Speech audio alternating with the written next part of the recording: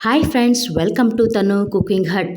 ಈಗ ಮಾವಿನ ಹಣ್ಣಿನ ಸೀಸನ್ ಆಗಿರೋದ್ರಿಂದ ನಾನು ಮಾವಿನಕಾಯನ್ನು ಬಳಸಿ ಗುಳುಂಬ ಮಾಡೋದನ್ನ ತೋರಿಸ್ತಿದ್ದೀನಿ.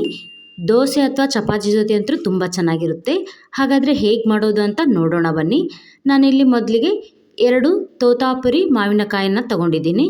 ಇದನ್ನು ಚೆನ್ನಾಗಿ ತೊಳೆದು ಬೇಕಂದರೆ ಮೊದಲೇ ಸಿಪ್ಪೆ ತೆಗಿಬೋದು ಅಥವಾ ಹಾಗೆ ಸಹ ತುರಿಬಹುದು. ಈಗ ಮಾವಿನಕಾಯಿನ ಕಟ್ ಮಾಡಿ ಇದರಲ್ಲಿರೋ ವಾಟೆ ಅಥವಾ ಬೀಜನ ತೆಗಿಬೇಕು.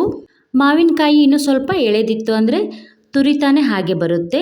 ನಾ ತಗೊಂಡಿರೋ ಮಾವಿನಕಾಯಿ ಸ್ವಲ್ಪ ಬಲ್ತಿದೆ, ಹಾಗಾಗಿ ಕಟ್ ಮಾಡಿ ಇದರಲ್ಲಿರೋ ವಾಟೆನ ತೆಗಿತಿದ್ದೀನಿ. ನನ್ನ ವಿಡಿಯೋನ ನೀವು ಇದೇ ಮೊದಲು ನೋಡ್ತಿದ್ದೀನಿ ಅಂದರೆ ಈಗಲೇ ಪಕ್ಕದಲ್ಲಿರೋ ಬೆಲ್ ಬಟನ್ನ ಪ್ರೆಸ್ ಮಾಡಿ ಸಬ್ಸ್ಕ್ರೈಬ್ ಆಗಿ. ಇನ್ನು ಮುಂದೆ ನಾ ಹಾಕೋ ವಿಡಿಯೋ ನೋಟಿಫಿಕೇಷನ್ ನಿಮಗೆ ಮೊದಲು ಬರುತ್ತೆ.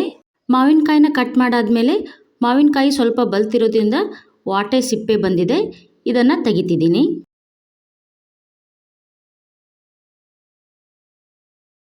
ನಂತರ ಮಾವಿನಕಾಯಿನ ತುರಿಬೇಕು. ನೋಡಿ ಈ ಥರ.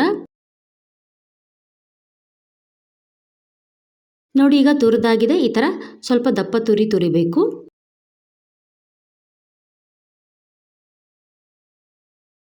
ನಂತರ ಗ್ಯಾಸ್ ಆನ್ ಮಾಡಿ ಒಂದು ಕಡಾಯಿ ಇಟ್ಟು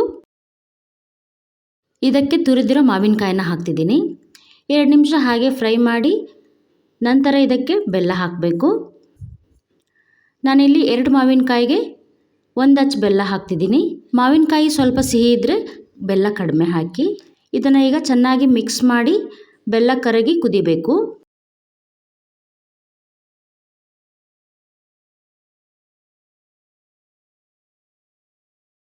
ಲಿಡ್ ಕ್ಲೋಸ್ ಮಾಡಿ.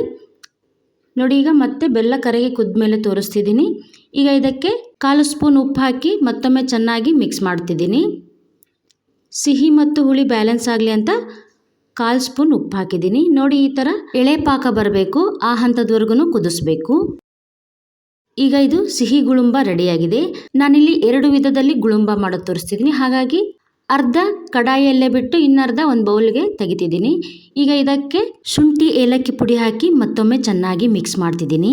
ನೀವು ಬರೀ ಸಿಹಿ ಗುಳುಂಬ ಮಾಡ್ತಿದ್ದೀನಿ ಅಂದರೆ ಕಡಾಯಿಯಲ್ಲೇ ಕುದಿಯುವಾಗ ಶುಂಠಿ ಏಲಕ್ಕಿ ಪುಡಿ ಹಾಕಿ ಕುದಿಸಿ. ನೋಡಿ ಇದು ಈಗ ಸಿಹಿ ಗುಳುಂಬ ರೆಡಿಯಾಗಿದೆ. ನಂತರ ಈಗ ಖಾರ ಗುಳುಂಬ ಹೇಗೆ ಮಾಡೋದು ಅಂತ ನೋಡೋಣ. ಕಡಾಯಿಯಲ್ಲೇ ಬಿಟ್ಟ ಅರ್ಧ ಗುಳುಂಬಕ್ಕೆ ರುಚಿಗೆ ತಕ್ಕಷ್ಟು ಉಪ್ಪು, 1 ಸ್ಪೂನ್ ಅಚ್ಕಾರದ ಪುಡಿ ಹಾಗೂ ಅರ್ಧ ಸ್ಪೂನ್ ಗರಂ ಮಸಾಲೆ ಹಾಕಿ 2 ನಿಮಿಷ ಕುದಿಯೋವರೆಗೂ ಮಿಕ್ಸ್ ಮಾಡಬೇಕು. ನೋಡಿ ಈಗ ಖಾರ ಗುಳುಂಬ ಸಹ ರೆಡಿಯಾಗಿದೆ. ನಾನೀಗ ಇದನ್ನು 1 ಅವರ್ ತಣ್ಣಗಾಗೋಕೆ ಬಿಟ್ಟು ಮತ್ತೆ ತೋರಿಸ್ತಿದ್ದೀನಿ. ತಣ್ಣಗಾದ್ಮೇಲೆ ಇಷ್ಟು ಗಟ್ಟಿಯಾಗಿರುತ್ತೆ.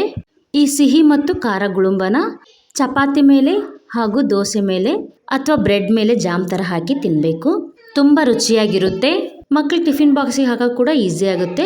ಒಂದು ಚಪಾತಿ ಮೇಲೆ ಸ್ವಲ್ಪ ಈ ಗುಳುಂಬನ ಹಾಕಿ ರೋಲ್ ಮಾಡಿಟ್ರೆ ಇಷ್ಟಪಟ್ಟು ತಿಂತಾರೆ.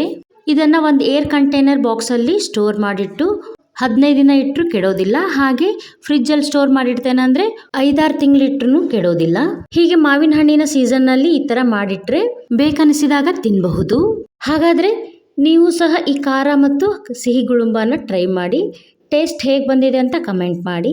ಇಷ್ಟ ಆದರೆ ಲೈಕ್ ಮಾಡಿ, ಹಾಗೆ ನಿಮ್ಮ ಫ್ರೆಂಡ್ಸ್ ಆ್ಯಂಡ್ ಫ್ಯಾಮಿಲಿಗೆ ಶೇರ್ ಮಾಡಿ ಮತ್ತು ಫಾಲೋ ಮಾಡಿ. ಹೀಗೆ ಪ್ರೋತ್ಸಾಹಿಸಿ. ಮತ್ತೊಂದು ರೆಸಿಪಿಯೊಂದಿಗೆ ಸಿಗೋಣ. Thank you.